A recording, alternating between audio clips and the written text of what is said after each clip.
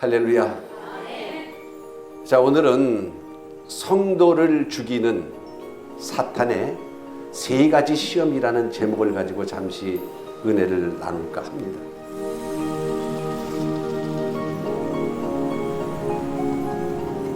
우리나라 전쟁의 소식이 연일 매스컴을 통해서 TV만 틀면 우리나라의 전쟁의 위기에 대해서 보도가 되고 있습니다.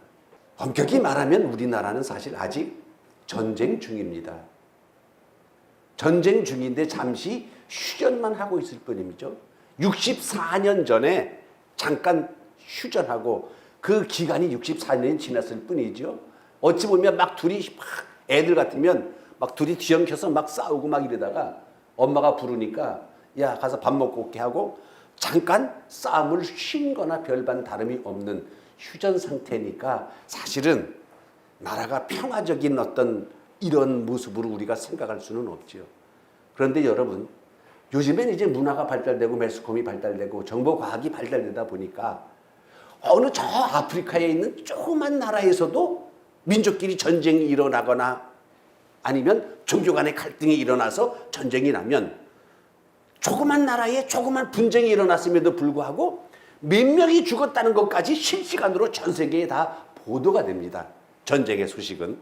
그러나 우리가 성경을 통한 하나님의 말씀을 통해서 봤을 때 이 영적 전쟁에 대해서는 사람들이 알 수가 없고 보도하지도 않고 이 세상적인 전쟁은 금방금방 실시간으로 전 세계가 공유하는데 영적인 전쟁이라는 것은 분명히 존재하는데 영적인 전쟁은 알려주는 데가 없어요. 보도하는 데가 없어요. 어떤 전쟁인지 제대로 이해시키는 그러한 곳도 드뭅니다.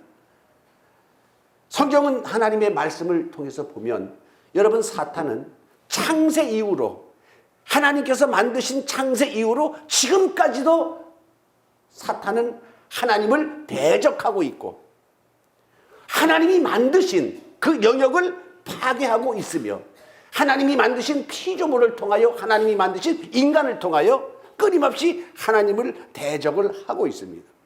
왜냐하면 사탄은 하나님 앞에 직접 대적할 수는 없거든요. 우리들이 세상에서 쓰는 말로 하나님 앞에 감히 지가 1대1로 맞짱을 뜰 수 없어요. 그러니까 하나님이 만드신 그 영역, 여러분 에덴 동산 하나님이 만드신 창조의 영역 아닙니까? 에덴 동산에 와서 마귀가 뱀을 하수인으로 만들어서 하나님께서 영생하도록 지어놓은 영생의 존재인 인간을 그 뱀을 통해서 인간을 사망에 떨어뜨리는 하나님께 치명적인 그러한 대적을 하고 있고 오늘도 사탄은 택한 모든 백성들까지라도 삼키려고 두루다니며 우는 사자와 같이 다니며 삼킬 자를 찾는다. 즉 하나님을 대적하고 있는 영적 전쟁이 오늘날에도 정말로 심각하게 진행되고 있는 것이 오늘날의 현실입니다. 할렐루야. 그런데 이렇게 성도를 죽이는 사탄의 강력한 무기는 시험입니다. 시험. 여러분, 시험. 세상에서도 시험 싫잖아요. 시험 본다는 거 싫잖아요. 시험 좋아하는 사람이 어디 있겠어요? 물론 좋아하는 사람들이 있긴 해요. 저는 국영수가 제일 쉬웠어요. 학원 안 다니고 집에서 열심히 교과서 위주로 공부했어요. 꼴보기 싫은 사람들 있잖아요. 그런데 여러분, 세상에서도 시험이 싫지만 사탄이 우리를 넘어뜨리는 성도를 죽이는 가장 강력한 무기는 바로 시험입니다. 여러분, 예수님이 공생에 시작하실 때 첫 번째 공생에 시작하시면서 맞닥뜨린 것이 바로 사탄의 시험 세 가지입니다. 오늘 4장 1절로부터 쭉 말씀이 나와 있습니다. 그리고 주님께서도 말씀하시기를 말씀을 기쁨으로 받은 성도들이라 할지라도 시험을 받으면 배반하고 돌아간다라고 말씀하고 있고 너희는 항상 깨어 시험에 들지 않도록 기도하라라고 주님께서 말씀하신 것처럼 시험 당한다는 게 이게 무서운 겁니다. 이게 영적인 거지만 사람의 영의 생명을 죽이기도 하고 살리기도 하고 병들게도 하고 하는 것이 이게 시험입니다. 여러분, 마귀가 성도를 죽이는 시험 세 가지가 있는데 오늘 본문의 말씀 속 예수님의 시험 속에서 그대로 나와 있습니다. 40일을 금식하신 예수님, 가장 시급한 것이 뭡니까? 먹는 겁니다. 먹는 문제를 가지고 와서 예수 그리스도를 오늘 첫 번째 시험을 합니다. 여러분, 사탄이 성도를 죽이는 여러 가지 시험 중에서 가장 첫 번째가 바로 뭐냐 하면, 사탄이 가장 시급한 일 가지고 성도들의 믿음을 죽이려고 한다는 겁니다. 여러분, 인간에게 가장 시급한 게 뭐예요? 인간에게 없어서는 안 되는 문제가 바로 의식주입니다. 사람은 먹어야 삽니다.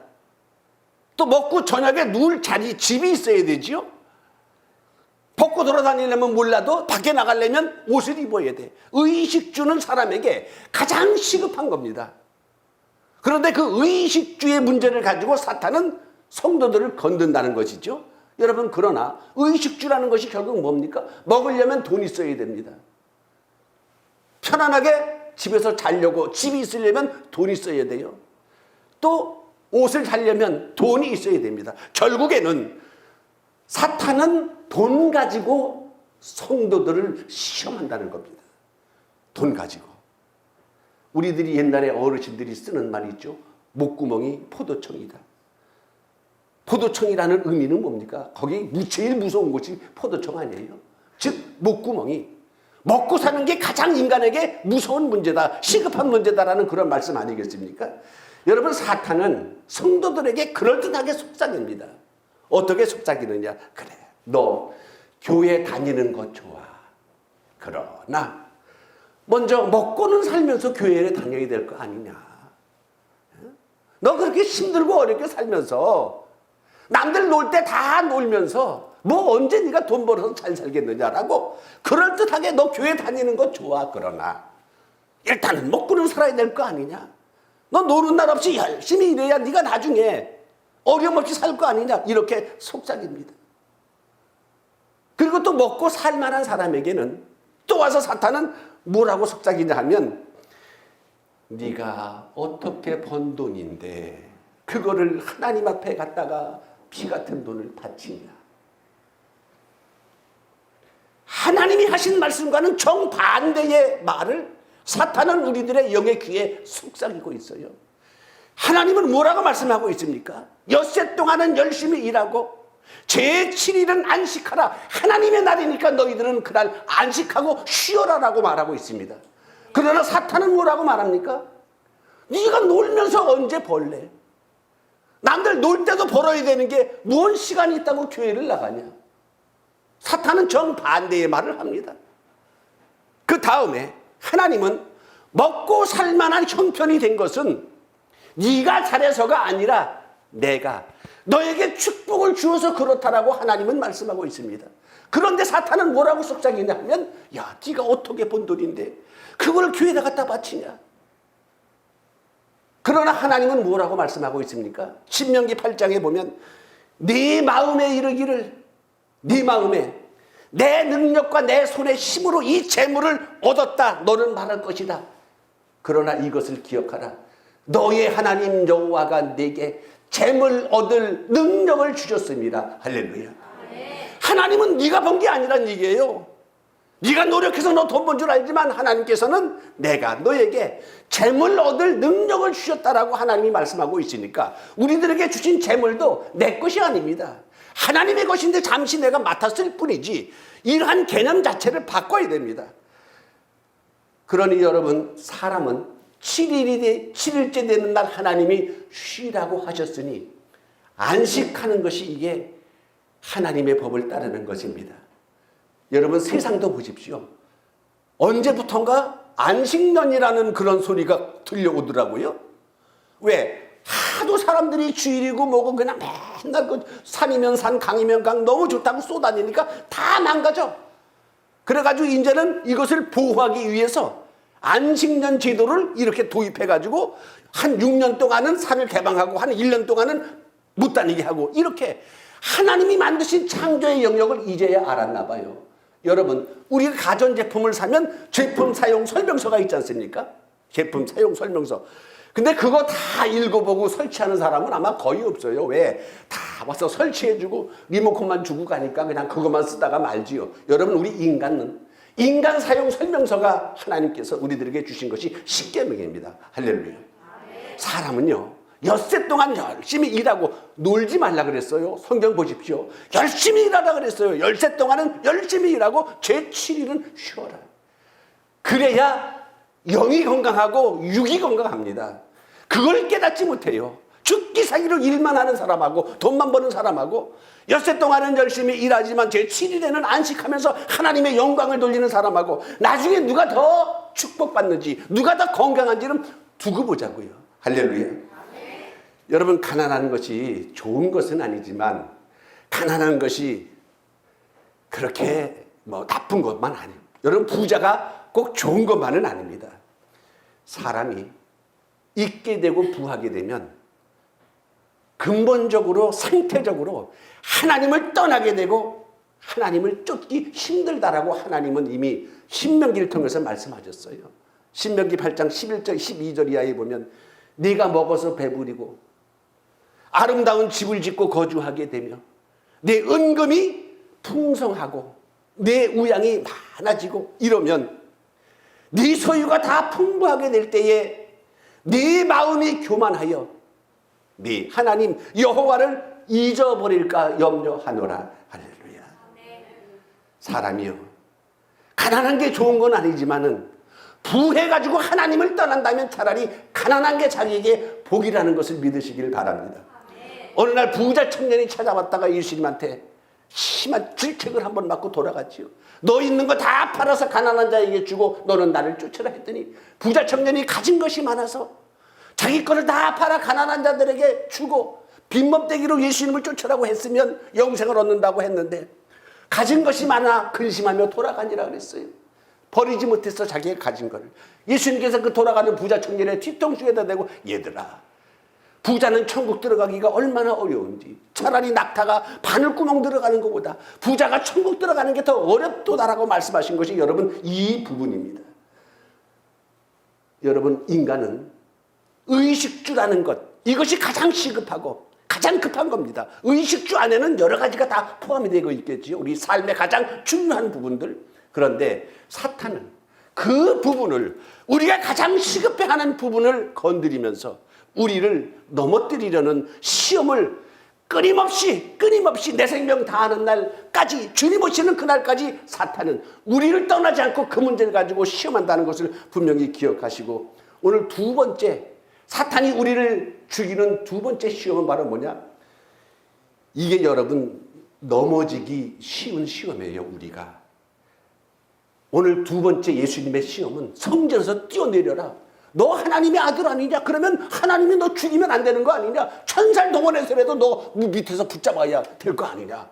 이게 무슨 시험입니까? 여러분, 이게 교회 다니다가 우환을 만나는 시험이에요. 우환이라는 것은 집에 복잡한 일이나 무슨 건강상 아픈 일 이런 것이 생겨서 걱정하고 근심하는 것을 우환이라고 하잖아요. 여러분, 목사님이 병들어서 갑자기 돌아가시면 교회가 술렁술렁거리기 시작하고 교회가 시험됩니다. 목사님이 갑자기 교통사고로 돌아가시게 되면 교회가 술렁술렁거리고 휘청휘청거려요. 우리 목사님, 우리도 모르게 무슨 죄를 지어서 저렇게 돌아가셨나. 여러분, 능력의 엘리사도 노년에 병들어 죽었어요.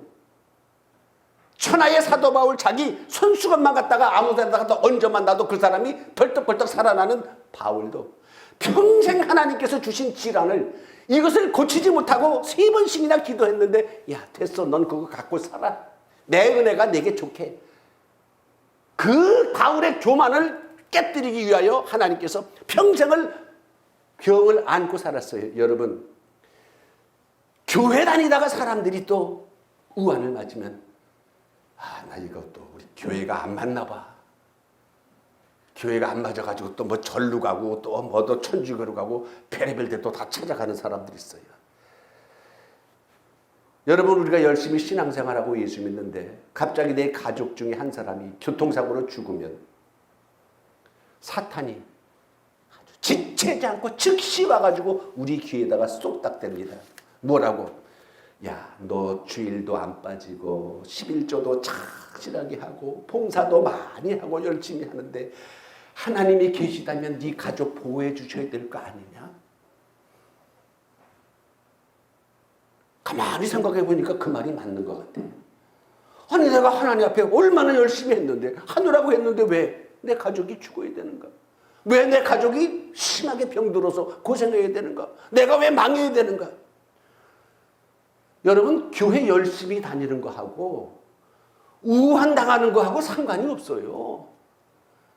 여러분 내가 죽어도 하나님 계셔요. 아멘. 내 가족이 다 죽어도 하나님 계셔요. 그거하고 자기의 신앙하고 이거하고 연관시키지 마시기 바랍니다. 만약에 여러분 신앙과 믿음과 우한 뭐 이런 게 정말로 연관이 있다면 일단 목사님들은 가장 제일 먼저 병들지 않아야 될 거 아니겠어요? 뭐 성도님들 믿음을 무시하는 게 아니라 근데 성도님들보다는 주의 종들이 더 믿음이 좋고 하니까 가르치고 앞서서 많이 기도하잖아요. 그러면 만약에 믿음과 신앙과 이게 연관이 있다면 이제 시험과 우환과 연관이 있다면 일단 목사님들은 병들지 말아야 될 거 아니겠어요? 목사님들은 교통사고라서 죽지 말아야 될 거 아니겠어요? 목사님들은 망하지 않아야 될 거 아니겠어요?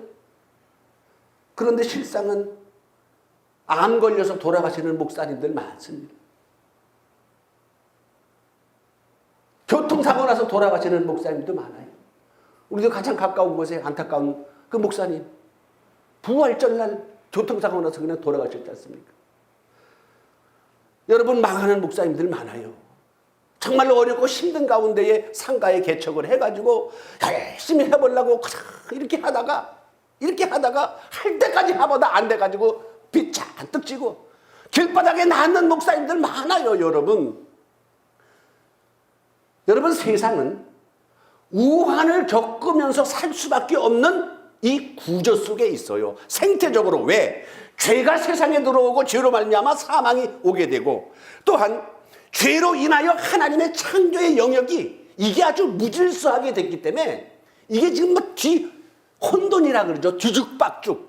이러한 세상이기 때문에 하나님께서 아무리 택한 백성들 은혜 가운데 보호해 주시고 지켜주시고 당연히 그렇게 하시지만은 이게 구조 속에서 그럴 수밖에 없는 환경에 처해 있어요. 그래서 여러분 계시록에 보면 예수 그리스도께서 다시 오시고 하나님의 장막이 사람들과 함께 있게 됐을 때 하나님이 가장 먼저 하시는 것이 바로 뭐냐 하면 그 모든 눈에서 눈물을 씻기시며 할렐루야. 그때 모든 눈에서 눈물을 씻기시며라는 얘기는 뭐냐 하면 우리 하나님의 장막이 사람들과 함께 있기 전에는 모든 눈에서 눈물 흘리며 살 수밖에 없는 구조를 말씀하신 거예요. 그러면서 아픈 것이 다시는 사망이 없고 애통하는 것이나 곡하는 것이나 아픈 것이 다시 있지 아니하리니 처음 것들이 다 지나갔습니다. 처음 것들. 하나님이 만드신 처음 세상 안에는 원래는 그렇지 않았지만은 에덴 동산으로부터 시작된 죄가 들어오고 사망이 들어오고 죄로 인한 영향력 때문에 아프고 병들고 고통하고 죽는 일 이게 아담 이후로 사탄의 괴계로 말미암아 이 땅에 시작이 된 거 아니겠어요? 근데 하나님은 그걸 없애시겠다는 거예요. 없애시는 것이 이것이 하나님께서 다 이루었다라고 말씀하시는 거거든요. 그냥 오셔서 눈물부터 씻어주신다. 그러니까 여러분 세상은 믿음하고 상관이 없이 얼마든지 우환이 닥칠 수도 있고 내 가족 중에 한 사람이 죽을 수도 있고 목사님이 죽을 수도 있고 세상은 그래요. 근데 그런 걸 가지고 우리는 시험당할 수가 있어요. 교회 나온 지 얼마 안 됐는데 가족이 무슨 일이 있거나 하는 일이 뭐 잘 안 되거나 뭐 일이 꼬이고 이러면 나는 교회가 안 맞아가지고 이게 전혀 여러분 상관없어요. 여러분 사탄이 혹시나 우환이나 여러분 가정의 문제를 가지고 여러분들에게 다가와 속삭인다는 거. 너 그렇게 교회 다녔는데 너 열심히 했는데 이러면 안 되지 않는 거 아니야 하나님이? 이런 소리 사탄이 귀에 속삭인다는 거. 이거 분명히 기억하시길 바랍니다. 세 번째, 사탄이 성도를 죽이는 세 번째 시험은 오늘 예수님을 높은 곳에 데리고 가서 천하만국의 부귀영화 다 보여주면서 내게 엎드려 절하면 이거 다 준다. 순식간에 보여주면서 다 준다. 여러분, 사탄이 우리들에게 와서 무너뜨리는 시험 중에 하나는 너 그렇게 고생하며 살 필요가 있겠느냐? 이런 거 있죠. 인생 한 방인데 여러분 실제로 성실하고 개미처럼 열심히 이렇게 사는 사람들은 보면 부자가 거의 없어요. 정직하게 살면 못 사는 세상 같아. 근데 여러분 세상 구조를 다 이렇게 살아가는 걸 다 보면 여러분들 다 공감하시겠지만 이게 잔머리 굴려가지고 잔머리 굴려서 팔고 사고 이런 거 잘한 사람들, 돈 있어가지고 개발될 예정지라는 거 이런 거 정보 빼가지고 거기다가 땅 사놓고 알받게 해놓은 사람들, 이런 사람들이 다 보면 나중에 잘 살아. 돈 벌어가지고 그걸 투자라고 말하고 있는데 저는 투자라고 생각하고 있지 않아요. 투자하고 투기는 틀리거든요. 그건 투기야. 투기에서 억만금을 벌어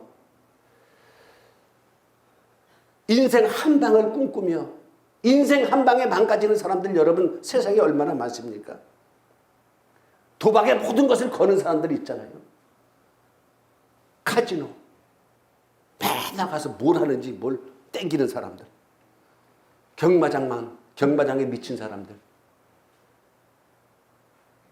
또 게임장에 게임하는데 미친 사람들, 또 요거 동양화에 미친 사람들. 그 무언가는 그 한방, 예? 인생이 이렇게 살 필요가 뭐 있느냐? 인생에 고생하며 사냐 미련스럽게 한 방이면 되지 않느냐?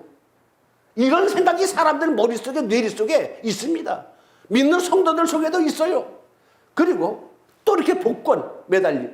근데 여러분 어떤 목사님들은 그런 얘기를 합니다. 저 믿음의 백성들은 성도들은 복권 사는 이런 거 행운을 바라는 거 아니라고, 예? 이렇게 말하는데 나는 아니에요. 복권 살려면 사세요. 왜?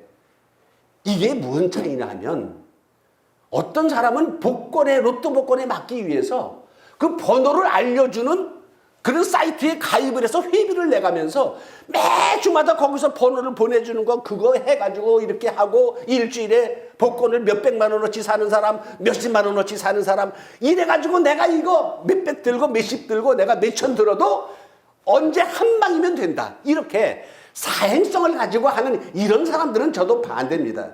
그러나 여러분, 아니 어쩌다가 꿈자리가 너무너무 좋아. 꿈자리가 너무너무 좋아서 가만히 있으면 안 되겠어. 그래서 이거 뭐래도 복권이라도 하나 사야겠다 싶어가지고 가서 10,000원짜리 복권 한 장 샀는데 그게 뭐 교회 다닌다고 잘못된 줄 알아요? 여러분 그거 잘못되지 않았으니까 좋은 꿈 꾸면 가서 사세요. 내가 우리 교인들은 목사님이 우리 교인들은 복권 사는 거 아니라 가지고 평생 복권 맞는 사람 한 명도 없기를 나는 원하지 않아. 여기서 그래도 한 명, 두 명 복권 맞는 사람이 있으면 좋은 거 아니겠어요? 도박을 위한 게 아니고, 예? 도박을 위한 게 아니고 어쩌다가 살면서 그저 뭐 5,000원짜리 복권 한 장, 10,000원짜리 복권 한 장 꿈자리 좋아서 그거 샀는데 그걸 가지고 굳이 믿음하고 연관시켜가지고 믿는 사람이 유행을 바란다는 등 여러분 이러지 말아요. 근데 저도 복권 몇 번 사봤어요. 근데 사람들이 TV 보니까 그러잖아요. 꿈에 대통령을 보면 복권을 사라고. 저는 대통령 많이 봤어요. 저는 꿈속에 김대중 대통령도 만났었고 노무현 대통령도 만났었고 만나고 싶진 않은 대통령 한 사람이 있는데 여자 대통령도 한번 만났어요. 근데 여러분 제가 진짜로 내가 언젠가 말씀드렸죠. 저는 노무현 대통령이 꿈에 와가지고 진짜 생지처럼 와가지고 나를 너무나 잘 아는 것처럼 저 시골 같은데 허름한 주막 비슷한지 구멍가게 비슷한지 하여튼 그런데 나를 오더니 잘 아는 것처럼 이 사람아, 에? 들어가서 탁주 한잔 합세. 그래가지고 나를 끌고 들어가더니 거기서 시골에 그 노란 주전자 있죠. 옛날에 가면 그 양풀에다가 이렇게 막걸리 따라주는 거, 주전자로 따라주는 거. 저는 지금도 잊어먹지 않아요. 옛날에 그 포장마차 아줌마들. 그냥 이렇게 뭐 잔이라든지 뭐 이렇게 주면 막걸리 한 시키거나 뭐 이러면 이렇게 잔하고 대접을 이렇게 주잖아요. 그 대접을 주면 그냥 주지. 꼭 그 행주에다가 씻어서 이렇게 주더라고. 꼭 씻어서 그 더러운 행주에다가. 그런 그릇에다가 막걸리 한 잔씩 딱 먹고 그러고 났는데 갑자기 연락이 와가지고 가야 된다고. 그래서 노무현 대통령이 가시더라고. 그러더니 나보고 지갑을 주면서 이거 자네가 계산하고 오게 이러더라고. 그래서 지갑을 들고 얼른 나가다 보니까 대통령은 먼저 나가서 그때까지도 생생했었는데 대통령이 나가고 났는데 아차 이분은 돌아가신 분이지. 이 지갑을 어딜 갖다 드려야 되지? 이걸 청와대에 갖다 줘야 되나? 왜 대통령은 죽었는데 관두고 죽었어. 근데 이 양반은 돌아가신 양반이야. 아니 이 지갑을 계산을 하고 나머지 지갑을 내가 드리지는 못했어요. 그래서 가지고 있어 지금도. 어디다 놨는지 잘 모르겠네. 여러분 아니 이런 꿈을 꿨는데도 이게 좋은 꿈 아니겠어요? 하나님이 여러분 축복해 주시려고 이 모양 저 모양으로 하는 그런 것에 세세한 것까지 인간이 만든 율법에 매이지 마시길 바랍니다. 여러분 실제로 역대 하나님의 사람들 꿈을 통해서 다 역사해 주신 일 많습니다. 꿈을 통해서 지시해 주시고 꿈을 통해서 알리기도 하시고. 여러분 사탄은 오늘 세 가지 시험 실제로 네가 뭐 이렇게 고생하며 살 필요가 있겠느냐 이런 마음을 세상 사람들에게도 심어주지만 성도들에게도 분명히 심어주고 있어요. 그래서 너 혼자 잘 살면 되지. 보험을 들고 남편을 죽이는 부인도 있고 보험을 들고 아내를 죽이는 남편도 있고 부모에게 보험을 들고 부모를 죽이는 자식도 있고. 왜? 저 한 방에 잘 살겠다고 은행을 터는 사람들 뭐 마약을 하는 사람들 온갖 불법이고 뭐고 상관없이 그냥 인생 한 방에 내가 이거 돈에 환장한 사람들. 여러분 심지어 교회에 건축위원장이 그 교인들의 피와 땀을 흘려서 하나님께 드려서 성전을 짓겠다고 그리고서 땅 파고 기초하고 성전 건축원금 몇십억을 들고 튄 장로들도 대한민국에 여럿이 있습니다. 그 한 방 그게 뭐라고. 여러분 결론적으로 사탄은 성도를 죽이는 여러 가지 시험은 수도 없이 많지만 오늘 세 가지만 말씀을 드렸어요. 이것은 왜? 예수님은 만만한 상대가 아니잖아요. 사탄이 시험할 수 있는 대상자 중에 가장 강력한 사람이 바로 하나님의 아들입니다. 가장 강력한 사람이 하나님의 아들이기에 하나님의 아들에게 시험한 이 세 가지가 이게 사탄이 가지고 있는 가장 강력한 영적 무기이기도 합니다. 여러분 마귀는 이것 가지고 사람 다 죽입니다. 이것 가지고 다 죽입니다. 첫째, 사탄은 먹고 사는 문제 가지고 여러분 사람 다 죽여요. 왜? 이 부분에서 자유로운 사람은 없기 때문입니다. 인간에게 가장 시급한 게 의식주 아니겠어요? 이 부분에서 누가 자유로워요? 그런데 이 사탄의 첫 번째 시험, 이 시험에서 이길 힘은 뭐냐? 이기는 능력은 뭐냐? 이김의 내용은 뭐냐 하면 주님께서 말씀하신 그대로 사람이 떡으로만 사는 것이 아니요 하나님의 입으로부터 나오는 말씀으로 살 것이니라. 할렐루야.